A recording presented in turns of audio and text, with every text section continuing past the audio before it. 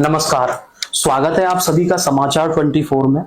आज का जो मेरा शो है बड़ा ही खास है क्योंकि आज का जो शो है वो है आईवीएफ पे, जिसे हम इन विट्रो फर्टिलाइजेशन के नाम से जानते हैं या कॉमनली आपने देखा भी होगा टेस्ट ट्यूब बेबी एक नाम लिखा रहता है।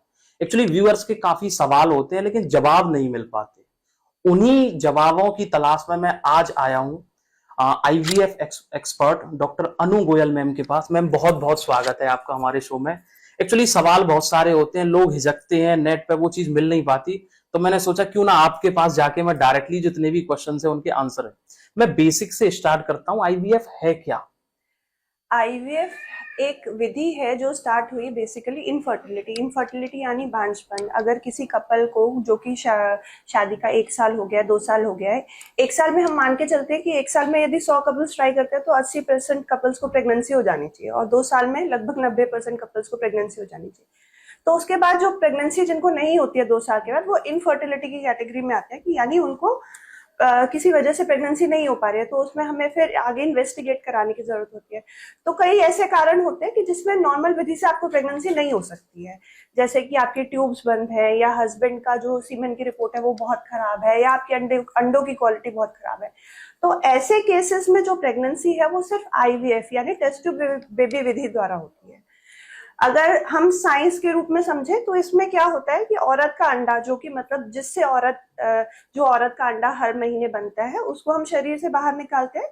इसी तरह से पति का शुक्राणु भी हम बाहर लेते हैं और बाहर लैब में हम उनको मिक्स करते हैं, मतलब आर्टिफिशियली फर्टिलाइज करते हैं। तो आर्टिफिशियल फर्टिलाइजेशन यानी आईवीएफ, इससे हम बच्चा बनाते हैं। एक्चुअली ये जो आपने एग की अभी बात की, तो इसे कैसे रिमूव करते हैं, सर्जिकली या कोई और मेथड है? एक तरह की माइनर सर्जरी होती है, पेट पे कोई कट नहीं आता, कोई चीरा नहीं आता। जैसे कि लोग अल्ट्रासाउंड कराते हैं, ट्रांस वेजाइनल अल्ट्रासाउंड कहते हैं उसको। उस अल्ट्रासाउंड द्वारा एक बहुत पतली सी निडल होती है, हम वो निडल डालते हैं और उस निडल से हम फिर सक्शन क्रिएट करके, मतलब निडल से ही हम उस एग को बाहर टेस्ट ट्यूब में निकाल लेते हैं।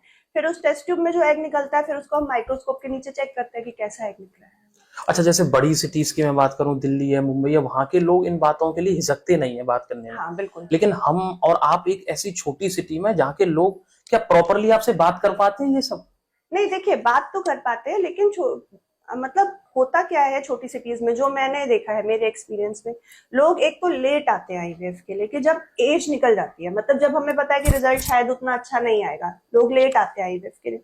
दूसरा, आईवीएफ छुपाते हैं, मतलब आईवीएफ कराया उसके बाद में फिर ऐसा होता है प्रेगनेंसी हो गई तो सबसे पहले, मतलब बहुत लोगों का सबसे पहले ये होता है कि प्लीज मेरे घर वालों को किसी को पता नहीं लगना चाहिए मैंने आईवीएफ से कराया है प्रेगनेंसी मेन। लेकिन जो मुझे लगता है वो ये होता है कि लोग क्योंकि हिचकते हैं कराने से, ये हो सकता है बहुत ऑब्वियसली पैसे, मतलब फाइनेंस की तो दिक्कत है ही, लेकिन मतलब पैसे होते हुए भी, या फिर जो अब लोग अफोर्ड कर सकते हैं, जैसे हम लोग तो कोशिश करते हैं क्योंकि हम छोटी सिटी में रहते हैं, हम कोशिश करते हैं कि हम कम चार्जेस में कराएं आईवीएफ। तो लेकिन लोग बहुत लेट आते हैं, तो वो जो एक एज होती है जिसमें कि हमें पता है हाँ इसका सक्सेस रेट बहुत अच्छा आएगा, वो एक एज निकल जाती है तो कराने की, तो उसमें सक्सेस रेट फिर ऑब्वियसली कम हो जाता है फिर। लेकिन हमें और दूसरी चीजों का सहारा लेना पड़ता है, जैसे औरत का अंडा, क्योंकि एज बढ़ जाती है, 35 की एज हो जाएगी, 40 की एज हो जाएगी, औरत का अंडा वीक होने लग जाता है, फिर हमें बाहर से एग लेना पड़ता है। जो एक चीज अपनी उससे हो सकती है, मतलब अपना जेनेटिक मटेरियल मिल सकता है, क्योंकि वो सोचते सोचते उतना टाइम निकल जाता है या हिचकिचाहट में उतना टाइम निकल जाता है, तो वो चीजों की फिर परेशानी हो जाती है। एक्चुअली मैं ये जानना चाह रहा था कि जैसे आईवीएफ, जैसे एक एज क्या है, मतलब एक प्रॉपर एज क्या होनी चाहिए, शादी की एज भी और एक जैसे प्रेगनेंसी की भी क्या एज होनी चाहिए? नहीं, नॉन, जैसे आप मुझसे पूछ रहे हैं कि शादी किस एज पे शादी कर लेनी चाहिए जी। देखिए बायोलॉजिकली वैसे तो सबका गोल्स है, अलग अलग है। ऑब्वियसली देखिए बायोलॉजिकली तो मैं ये कहूंगी कि आपको 30 से पहले आपकी शादी हो जानी चाहिए और 30 से पहले पहला बेबी हो जाना चाहिए, क्योंकि इंडियन पॉपुलेशन और वेस्टर्न पॉपुलेशन जो है दोनों की जीन्स में बहुत फर्क होता है। वेस्टर्न पॉपुलेशन में आपके 40 पे भी आप प्रेगनेंसीज हो जाती है, इंडियन पॉपुलेशन में 30 के बाद में आपकी एग क्वालिटी, आपकी जो बॉडी की क्षमता है वो बहुत डिक्रीज होनी शुरू हो जाती है, तो प्रेगनेंसी रुकने में दिक्कत आती है। तो 30 मुझे लगता है कि फर्स्ट बेबी बिफोर 30 ये होना चाहिए एक हमारा। मतलब इस एज के बाद में क्या प्रॉब्लम, जैसे कि आप एक थोड़ा प्रॉब्लम्स के बारे में बताएंगे आप? मेनली तो ये है कि हमारा जो अंडा है जैसे हम एक लिमिटेड अमाउंट ऑफ अंडे लेके पैदा होती है लेडी, ठीक है ना।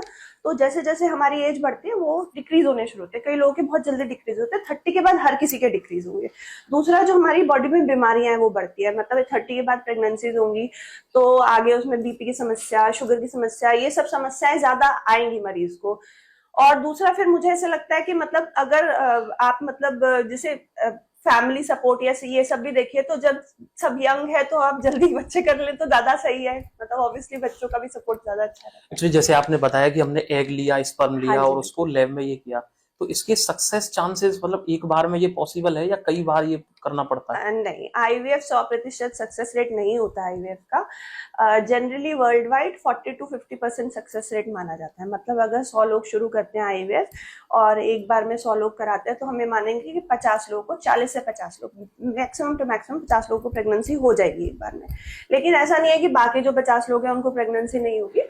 आईवीएफ भी एक तरह से अटेम्प्ट लेने वाली बात होती है कि आप एक अटेम्प्ट ले रहे हैं, फिर आप दूसरा अटेम्प्ट ले रहे हैं, आप तीसरा अटेम्प्ट ले रहे हैं, तो अटेम्प्ट से ही सक्सेस का चांस बढ़ता है आईवीएफ में। जैसे हर कोई विधि है, कोई भी आप ट्रीटमेंट कराते हैं, अगर आईवीएफ नहीं भी करा रहे हैं, सिंपल ट्रीटमेंट भी करा रहे हैं, तब भी तो ऐसा होता नहीं कि आपने फर्स्ट मंथ कराया आपको प्रेगनेंसी हो गई। लोग 4-4 5-5 महीने दवाई खाते हैं।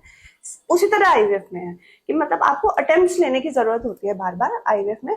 हम जनरली ये मान के चलते हैं कि 3 से 4 अटेम्प्ट्स में लगभग 70% लोगों को प्रेगनेंसीज हो जाती हैं। अच्छा, ये बार बार अगर इस प्रोसेस को कर रहे हैं, मतलब मान लीजिए 3 या 4 बार हुआ, तो उससे फीमेल की बॉडी पे कोई असर पड़ेगा इसका? देखिए, हार्मोन्स यूज होते हैं आईवीएफ में, तो ऑब्वियसली हार्मोन्स का इफेक्ट तो होता ही है प्रेगनेंसी में। मतलब आईवीएफ फिजिकली और मेंटली एक बहुत एग्जॉस्टिंग प्रोसीजर है। लेडी थक जाती है आईवीएफ कराते कराते, डेली के इंजेक्शंस लेने हैं उसको इतने सारे, जो कि हार्मोन्स के इंजेक्शंस है, जिससे कि उसका वेट गेन होगा, चिड़चिड़ाहट आए, चिड़चिड़ाहट आएगी और मूड स्विंग्स होंगे। ऐसी ये तो बहुत कॉमन चीजें हैं जो कि हार्मोनल, जो आप कुछ भी हार्मोन्स देंगे लेडी को तो ये होगा ही होगा। बाद में अगर कोई मतलब अभी आईवीएफ के लिए, सारी इनफर्टिलिटी ट्रीटमेंट्स के लिए आप अंधाधुंध ट्रीटमेंट लेते जाएंगे तो ये सारे हार्मोन्स है, आगे आपको ब्रेस्ट कैंसर ये सब चांसेस भी बढ़ते हैं, तो ऐसे आप अंधाधुंध नहीं कर सकते ये सब चीजें।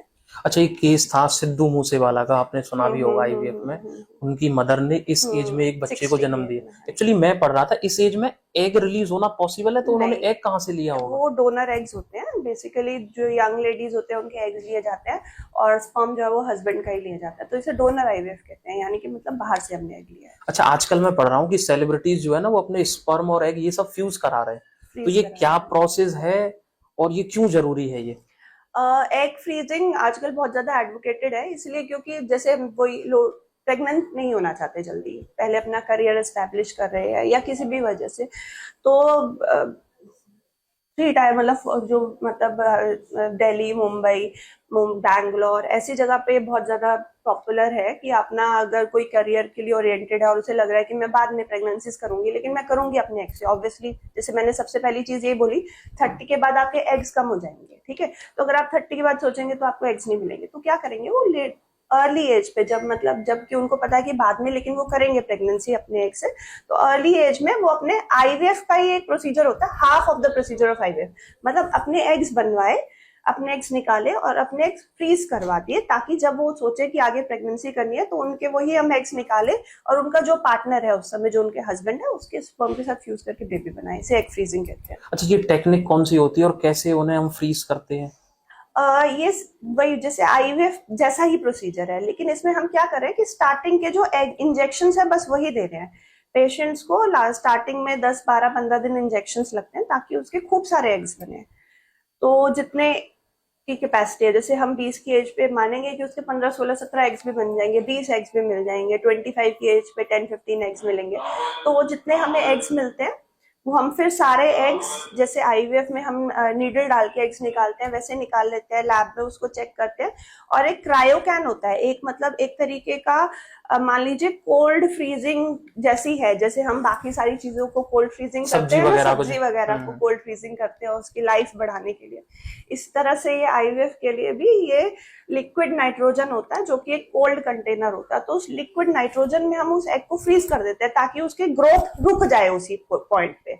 तो जब आगे हमें चाहिए तो हम उस लिक्विड नाइट्रोजन से उसको निकालेंगे, तो उसकी फिर दोबारा से ग्रोथ पोटेंशियल शुरू हो जाएगा उसका। जब हम निकालेंगे, मीडिया होता है अलग अलग तरीके का, ग्रोथ मीडिया होता है जो हमारे शरीर के अंदर न्यूट्रिएंट्स होते हैं, इस तरह आर्टिफिशियली ग्रोथ मीडिया में न्यूट्रिएंट्स होते हैं, उसमें डाल देते हैं दोबारा से, ताकि उसकी ग्रोथ हो वापस से, फिर हम उसके साथ यूज। अच्छा, मूवीज में मैंने देखा है कि आईवीएफ कराई वो मन चाहा जैसे बच्चा, मतलब कुछ करेक्टर्स, मतलब ये ऐसा फेक है, ये क्या है ये? नहीं, ये बेसिकली इसको जेनेटिक इंजीनियरिंग कहते हैं, जो कि अभी तक मतलब एक्सपेरिमेंटल है, ये आया नहीं है। लेकिन जैसे सारी मूवीज में जो जो मूवीज में होता है, इनफैक्ट वो हो जाता है बाद में, आपने देखा ही होगा।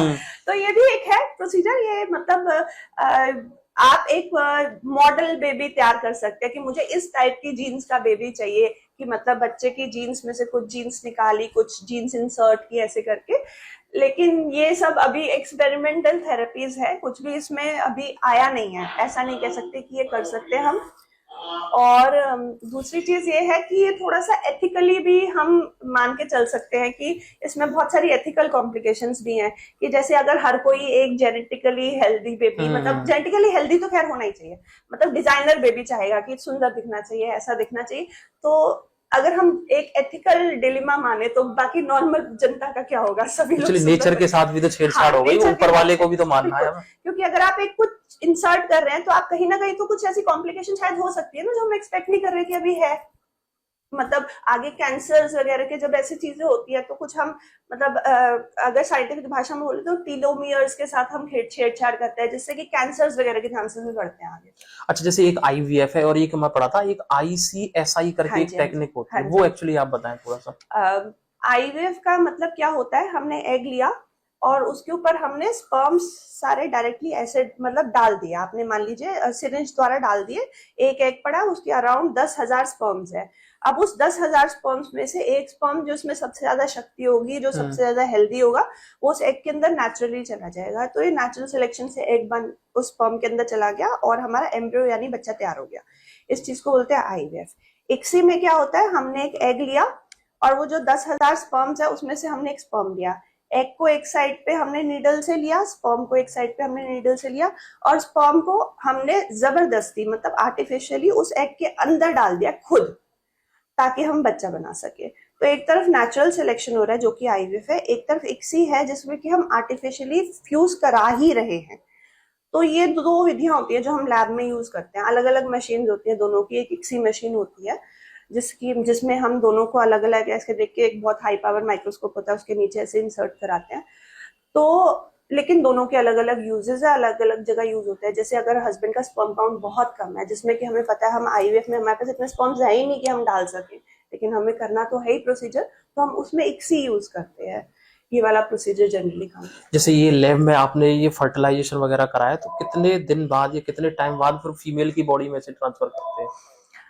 5 दिन का टाइम देते हैं हम उस एम्ब्रियो को, जो हमने बेबी बनाया उसको ग्रो करने के लिए 5 दिन का टाइम देते हैं, और 5 दिन के बाद में उसको ब्लास्टोसिस स्टेज पे, जो कि हमारी 5 डेज वाली ग्रोथ स्टेज होती है, उसमें हम उसको बाद में ट्रांसफर। अच्छा, आईवीएफ की बात चल रही थी, हमें एक सैरोगेसी वर्ड भी मैंने सुना है। एक्चुअली सेलिब्रिटीज जो होते हैं, जैसे प्रियंका चोपड़ा, उनके केसेस में था, ये क्या है और ये इथिकली सही है ये? सरोगेसी होता है कि यदि अपनी मतलब जो लेडी है उसका अपना यूट्रस किसी वजह से काम में नहीं आ सकता, उसका यूट्रस डेवलप नहीं है उतना, कोई बीमारी हो गई, जैसे टीबी की बीमारी हो गई, उसके यूट्रस की लाइनिंग बहुत खराब हो गई है, या फिर जैसे कि मतलब लेडी को कोई ऐसी बीमारियां हैं जैसे कि उसको डायबिटीज है या बीपी बहुत हाई है, कि जिसमें वो अपना मतलब उसका अगर वो प्रेगनेंसी उसको होगी तो उसकी जान को खतरा है, ठीक है ना। ये तो मेडिकली जो हमारे पास इंडिकेशन है कि मतलब ये मेडिकल रीजन है जिसकी वजह से हमें आईवीएफ करनी मतलब सरोगेसी की जरूरत है। बाकी जो सेलिब्रिटीज यूज करते हैं उनके अपने रीजंस भी होते हैं सरोगेसी कराने के। तो इसमें हम दूसरी लेडी का यूट्रस यूज करते हैं, मतलब स्पर्म और एग हस्बैंड और वाइफ का रहेगा, लेकिन यूट्रस जो गर्भाशय है वो तीसरे व्यक्ति का यूज होगा, जिसमें कि वो बच्चा डाला जाएगा। तो मतलब तीसरे व्यक्ति के घर में कोई एक तीसरी लेडी है जो कि उनके लिए प्रेग्नेंट हो रही है, लेकिन स्पर्म और एग जो है वो हस्बैंड और वाइफ का, इसको सरोगेसी बोलते हैं।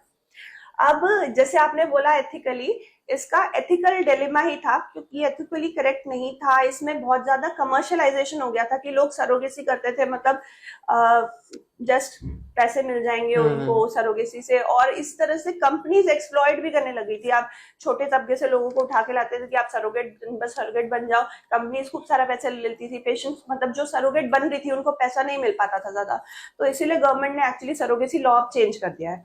अब आप सरोगेसी नहीं करा सकते जनरली, आप सरोगेसी कैसे करा पाओगे? यदि आपका कोई रिलेटिव है जो कि आपके लिए सरोगेट बनना चाहे। तो अब ये कमर्शियल सरोगेसी अब इंडिया में अलाउड नहीं है। कमर्शियल सरोगेसी इतनी ज्यादा हो गई थी कि फॉरेन से लोग उठ के आते थे कि हम चलिए यहाँ पे सरोगेट मिल जाएगा इंडिया में वही 9 आराम मंथ से। का है एक, हाँ, उसके बाद तो तो पैसा फिर है। उसके बाद पैसा है। तो मतलब ये बहुत ज्यादा लेवल पे हो गई थी सरोगेसी इंडिया में। एक तरह से इंडिया एक टूरिस्ट डेस्टिनेशन बन गई थी सरोगेसी। एक्चुअली जैसे स्पर्म की अभी बात चल रही थी, हाँ, तो ऐसे क्या रीजन है जिसकी वजह से मेल में स्पर्म काउंट कम होता है? कोई कंजप्शन की वजह से या कैसे है? देखिए स्मोकिंग हम्म। बहुत बड़ा रीजन है।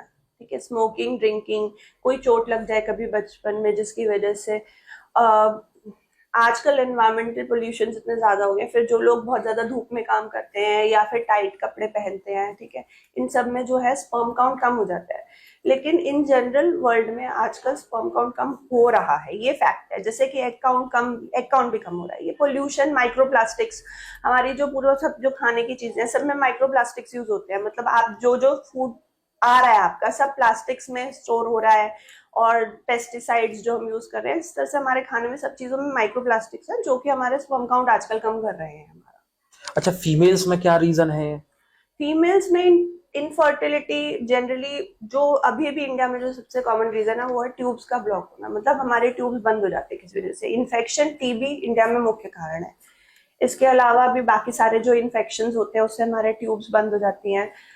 एग क्वालिटी का कम होना, हमारी एज का बहुत ज्यादा हो जाना, ठीक है, यही मेन कारण है। अच्छा, जैसे पीसी मतलब जैसे वैसे पीसीओडी, बात तो हमारी हाँ आईवीएफ की चल रही थी, हाँ। पर मेरे दिमाग में आया क्योंकि आजकल फीमेल्स में बड़ा चल रहा है। तो ये पीसीओडी क्या है, ये कैसे होता है और कैसे इसको ठीक करें?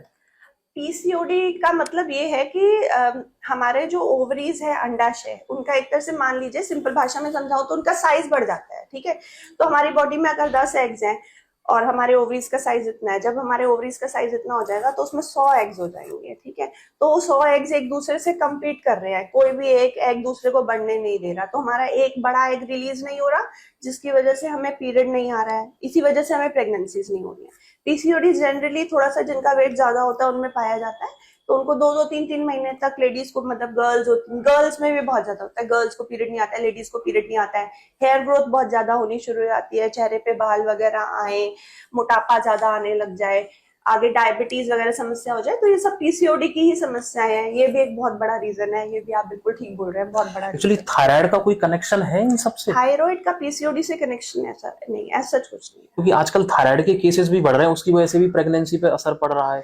थायराइड से जनरली बच्चा रुकने में दिक्कत नहीं आती है। थायराइड से जनरली अबॉर्शंस के चांसेस बढ़ते हैं। ऐसा नहीं होगा कि जो थायराइड है उसको प्रेगनेंसी नहीं होगी, थायराइड वाले को अबॉर्शन होंगे बहुत ज्यादा।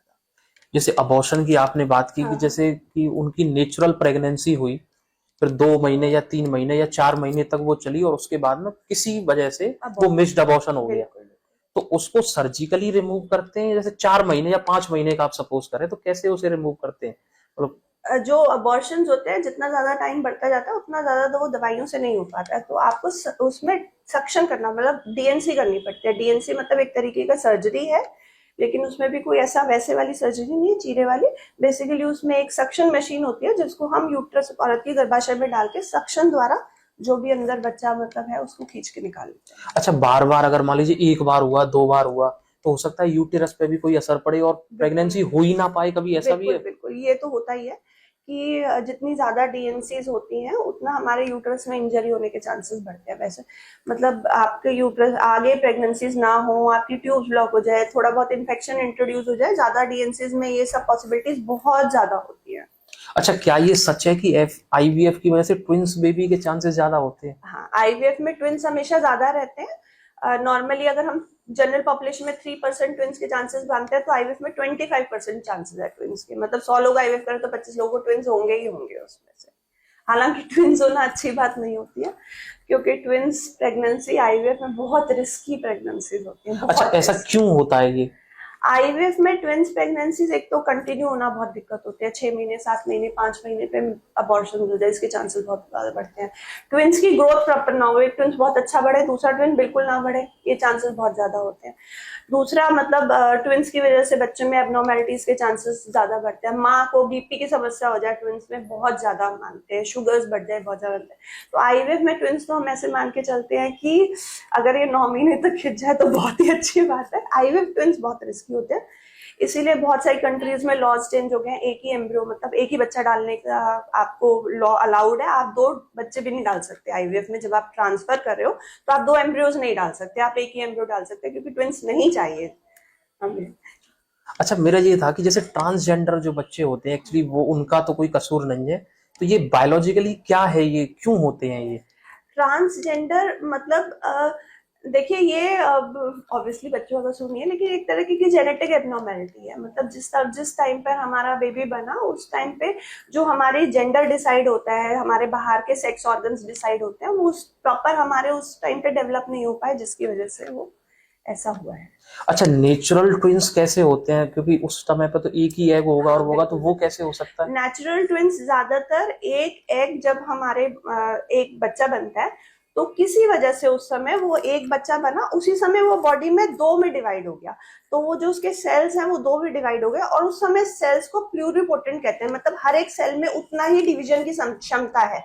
तो अगर वो एक पूरा बच्चा है जो कि 2 सेल 2 उसमें डिवाइड हो गया, 4 4 सेल्स चले गए, तो लेकिन सारे सेल्स प्लूरिपोटेंट है, 2 अलग अलग बच्चे बन सकते हैं। तो ज्यादातर नेचुरल ट्विंस का इसलिए सेक्स सेम होता है, मतलब फीमेल फीमेल होंगे या मेल मेल होंगे। इस तरह आईवीएफ में ज्यादातर ट्विंस का सेक्स सेम हो ऐसा नहीं होता है, क्योंकि 2 एम्ब्रियोज डाल रहे हैं ना हम, हम्म। तो एक मेल हो सकता है एक फीमेल हो सकता है, दोनों फीमेल्स हो सकते हैं दोनों मेल्स हो सकते हैं, वो डिपेंड करता है कि मतलब क्या आपकी किस्मत है। अच्छा, जैसे ये आईवीएफ हुआ उसके बाद हाँ। में बॉडी के अंदर ट्रांसफर कर दिया गया, फिर प्रेगनेंसी में कोई और प्रिकॉशंस लेने होते हैं या नॉर्मल जैसे प्रेगनेंसी होती है उसी तरीके से चलती है फीमेल के लिए? फर्स्ट 3 मंथ्स आपको, क्योंकि बहुत ज्यादा दवाइयां खा रहे हो आप, बहुत ज्यादा इंजेक्शन लग रहे हैं, मिसकैरेजेस के चांसेस बहुत ज्यादा है, तो आपको फर्स्ट 3 मंथ्स तो प्रिकॉशंस लेने की जरूरत होती ही है। उसके बाद it is like normal pregnancy, उसके बाद मेडिसिन भी नहीं चलती ज्यादा, आयरन कैल्शियम चल रही होती है मरीज को।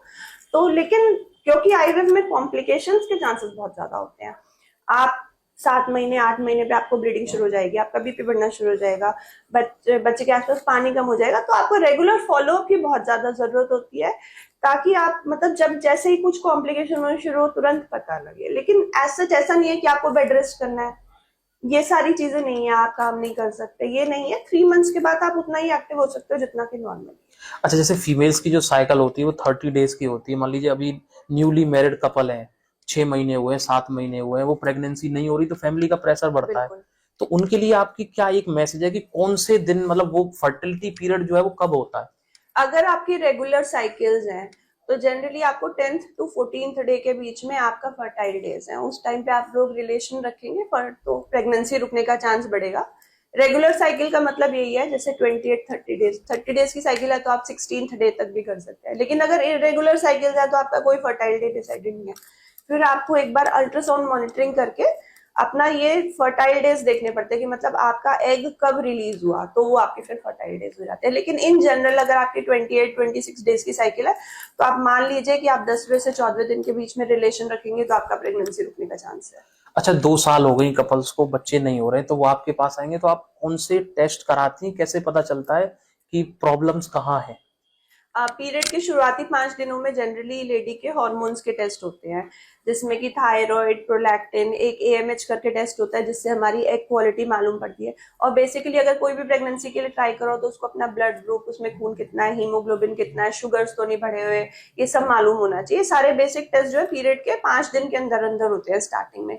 फिर इसी तरह से हस्बैंड की सीमेन की रिपोर्ट होती है देखने के लिए कि उनकी रिपोर्ट नॉर्मल है कि नहीं है। हस्बैंड की शुगर्स भी चेक होनी चाहिए, क्योंकि डायबिटीज, जैसे India is the diabetes capital, कोई भी मतलब आजकल डायबिटीज किसी को भी निकल जाता है, तो डायबिटीज जरूर चेक होना चाहिए हस्बैंड का, क्योंकि उससे सीमेन रिपोर्ट दिखती नॉर्मल है लेकिन उसके जो शुक्राणु होते हैं उनमें फर्टिलाइजेशन पोटेंशियल मतलब एग में जाने की क्षमता नहीं होती है। इसी तरह से फिर जब पीरियड आपका खत्म हो जाता है तो उसके बाद आपकी ट्यूब टेस्टिंग होती है देखने के लिए कि आपके ट्यूब्स खुली हैं बंद है, एचएसजी कहते हैं इसको। तो ये तो बेसिक टेस्ट है जो कि आपके पास कोई भी इनफर्टाइल कपल आएगा जिसको प्रेगनेंसी नहीं हो रही है आपके पास आएगा तो ये बेसिक टेस्ट कराएंगे। फिर आगे जैसे जैसे जो भी प्रॉब्लम होती है उसके हिसाब से अलग टेस्ट। अच्छा, आपको याद है आपने पहला जो आईवीएफ ये प्रोसीजर किया था वो कॉलेज टाइम पे किया था, हॉस्पिटल में किया था? नहीं, यही और क्या फीलिंग्स थी मन में कि इतना बड़ी जिम्मेदारी है मेरे ऊपर? यही हॉस्पिटल में किया था। इनफैक्ट मुझे अपना पहला आईयूआई पेशेंट भी बहुत अच्छे वो से एक्चुअली याद अगर है। स्टोरी आपको याद हो तो थोड़ा सा बताएं आप। मतलब मेरे को अपना पूरा पहला आईयूआई पेशेंट भी बहुत अच्छे से याद है, पहला आईवीएफ पेशेंट बहुत अच्छे से याद है। आईयूआई पेशेंट मैंने किया था जब मैं तब उस समय दरेसी में काम कर रही थी, तो लेकिन यहाँ पर हमने आईयूआई का स्टार्ट कर दिया था उस समय। तो वहां पे एक पेशेंट था, 38 एज थी उस लेडी की। मतलब मुझे भी नहीं एक्सपेक्टेड था कि उसको प्रेगनेंसी होगी। मतलब मैं उसको आईवीएफ के लिए काउंसिल करती थी, लेकिन उन्होंने नहीं, हम आईयूआई ट्राई कराएंगे। तो मतलब आईयूआई करा, उसको प्रेगनेंसी हो गई। इनफैक्ट वो अभी तक भी आती है। अब थोड़े से लेडी का मतलब उसको एल्जाइमर्स भी हो गया था, नहीं सॉरी पार्किंसोनिज्म हो गया लेडी की। इस समय कंडीशन भी बहुत ज्यादा सही नहीं है, लेकिन वो 38 की एज पे उसको फर्स्ट प्रेगनेंसी और मेरा फर्स्ट आईयूआई था वो, मुझे बहुत अच्छे से याद है। इनफैक्ट जो आईवीएफ जिसका मैंने किया था उसकी भी लेडी की एज कोई 32-33 थी। उसको बहुत ज्यादा थायराइड था, जैसे आप थायराइड की बात कर रहे थे, उसका 25-30 थायराइड ही नहीं कंट्रोल में होता था उसका। उसका बहुत दिनों में तो जाके थायराइड कंट्रोल हुआ। फिर उसका एएमएच जो एग क्वालिटी होती है वो बहुत खराब थी, उसकी 0.6 था। तो जब मैंने अपने सीनियर से बात की कि इसका एएमएच बहुत खराब है, कैसे करूं, तो उन्होंने कहा नहीं नहीं देखो तुम्हें डोनर लगेगा। पेशेंट तैयार नहीं था, और मतलब उस समय तो होता है ना, ठीक है अपने से ही करके देखते हैं क्या होता है। तो स्टार्ट किया, अपने से किया, और उसको फर्स्ट अटेम्प्ट में प्रेगनेंसी हो गई पेशेंट को। वो भी मतलब जैसे फर्स्ट वाला केस तो मुझे इतने अच्छे से याद है अपने दोनों, क्योंकि ऐसे केस थे कि उसका हिम्मत आई करने की, हाँ नहीं हाँ, कर सकते पहला हैं, केस हाँ था आपका। कर सकते हैं ये। एक्चुअली ये आईयूआई जो अभी बात कर रही थी, एक्चुअली ये थोड़ा समझाएंगे आप? आईयूआई बेसिकली जैसे नॉर्मली हम लोगों ने आपको सेकेंड डे से कोई भी मेडिसिन स्टार्ट की प्रेगनेंसी आपकी उसके लिए, ताकि आपका एग डेवलप हो। और उसके बाद जैसे मैंने बोला हम अल्ट्रासाउंड में मॉनिटर करते हैं और आपको फर्टाइल डेज बताते हैं कि ये आपके फर्टाइल डेज है, इस समय रिलेशन रखिए। तो वो फर्टाइल डेज बताने की बजाय एक दिन हम आपको इंजेक्शन लगाते हैं ताकि आपका एग रिलीज हो। वो जो इंजेक्शन लगता है उसके लगभग 36 to 40 आवर्स के बाद में आपका एग रिलीज होता है। तो उस समय हम हस्बैंड वाइफ को दोनों को बुलाते हैं। हस्बैंड का यहाँ हॉस्पिटल में सैंपल लेते हैं, उसको तो से फिल्टर करते हैं, उसको प्रोसेस करते हैं, मीडिया डालते हैं उसमें, ताकि उसकी थोड़ी सी फर्टिलाइजेशन की क्षमता, मतलब एग को अंदर, एग को पार करने की उसकी क्षमता बढ़े। और उसके बाद में फिर जब वो सैंपल हमारा जो प्योरीफाइड सैंपल होता है उसको हम लेडी के अंदर इंसर्ट कर देते हैं। बाकी सब चीजें उसमें नेचुरली होती है, मतलब वो जो स्पर्म है वो नेचुरली एग जो है फर्टिलाइज करेगा। लेकिन हम उसकी थोड़ी सी क्षमता बढ़ा रहे हैं। कुछ बैरियर्स जो हम मान के चलते हैं कि नीचे वजाइना का बैरियर है, या फिर वहां पर मतलब अगर उसको कुछ म्यूकस का बैरियर है उसको पार कर रहे हैं, तो ये सब चीजें हम उसमें करते हैं आईयूआई। लेकिन IUI is like natural pregnancy, ऐसा नहीं है कि आईयूआई का जो बच्चा है वो आईवीएफ के बच्चे से बहुत अलग है, वो नेचुरल प्रेगनेंसी। अच्छा, कोई ऐसा केस याद आ रहा है कि एक बार आईवीएफ किया, 2 बार किया, आपको भी टेंशन होने लगी हो कि यार कैसे होगा ये?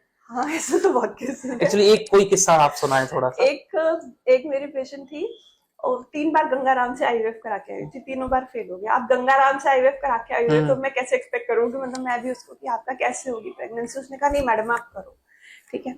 इसमें भी एक चीज थी कि उसके हस्बैंड का जो सैंपल था वो नील था, ठीक है। तो उसका हस्बैंड, जैसे हम आईवीएफ में लेडी का एग मतलब सिरिंज द्वारा निकालते हैं, हस्बैंड का स्पर्म भी हमें सिरिंज द्वारा निकालने की जरूरत है उसके हर बार, क्योंकि बाहर सैंपल नील था उसका। उसने कहा नहीं मैडम करो। 4th टाइम मेरे यहाँ हुआ, सक्सेस नहीं हुआ उसका, नहीं दोबारा को 5th टाइम करा, सक्सेस नहीं। 6th टाइम में सक्सेस हुआ उसका। मतलब उस लेडी की भी हिम्मत की दाद है, उसकी फैमिली की भी हिम्मत की दाद है। 6th टाइम में प्रेगनेंसी हुई है उसको आईवीएफ में। तो ये एक बहुत, मुझे, मैं एक पेशेंट्स को एग्जांपल भी देती हूँ जो एक बार में थक जाते हैं करा के, कि नहीं आप कराओ हो जाएगी, क्योंकि ये भी अटेम्प्ट्स लेने की बात होती है बार बार। अच्छा, आप डॉक्टर हैं एक्चुअली, अभी एक एग्जाम आने वाला है डॉक्टर्स के लिए, शायद नीट नीट 15 एग्जाम के तारीख को लिए। ही है। बच्चे, छोटे बच्चे होते हैं, 11th 12th की प्रिपरेशन करते हैं, उनके लिए एक खास मैसेज आपकी तरफ से कि कैसे वो एग्जाम क्वालिफाई करें बिना डिप्रेशन के? नहीं देखिए, मतलब इनफैक्ट आजकल के बच्चे तो बहुत इंटेलिजेंट है, हम मानते हैं, हम बहुत ज्यादा सुलझे हुए हैं, बहुत इंटेलिजेंट है, उनको पता है कि क्या करने की जरूरत है। हमारे टाइम में तो बहुत क्लैरिटी भी नहीं थी चीजों की। आजकल तो मतलब इतने ज्यादा ऑप्शंस है, आप ऑनलाइन रिसोर्सेज है पढ़ सकते, बहुत। रिसोर्सेज है बहुत ज्यादा, आप ऑनलाइन पढ़ सकते हैं। कोचिंग सेंटर्स, आप तो हर जगह कोचिंग सेंटर्स भी हैं। तो मतलब बस ये है कि एक थोड़ा सा आपका स्टडी का शेड्यूल फिक्स होना चाहिए। और ऐसा नहीं कि आपको 24 घंटे पढ़ते ही रहना, और एक थोड़ी फोकस स्टडी होनी चाहिए। मतलब आजकल फोकस स्टडी की जरूरत है। आपके पुराने एग्जाम पेपर्स देखिए, क्या आपको ज्यादा एक्सपेक्टेड है, क्या पार्ट ज्यादा एक्सपेक्टेड है, उस पर ज्यादा ध्यान दीजिए। मेरे ख्याल से अगर एक तरीके से प्लान बना के चलेंगे और कुछ फोकस स्टडी करेंगे तो जरूर क्लियर हो जाएगा। अच्छा देखिए, एग्जाम बहुत बड़ा है और जो सक्सेस रेट है वो बहुत कम है, तो जो सक्सेस नहीं कर पाते उनके लिए क्या मैसेज है आपका?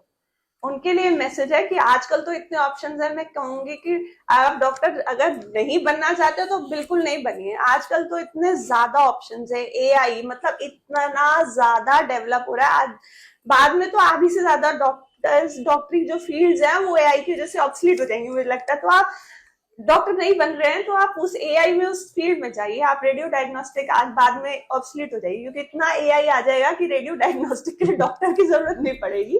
तो ऐसा नहीं है कि ऑप्शंस एक्सप्लोर करने की जरूरत है, उन ऑप्शंस में जाइए, आप जरूर बहुत अच्छा कर पाएंगे। मैम बहुत अच्छा लगा आपसे बात करके, क्योंकि बहुत सारे सवाल थे वो जनरली लोगों को मिल नहीं पाते, आपके थ्रू मैंने बात की, बहुत अच्छा लगा।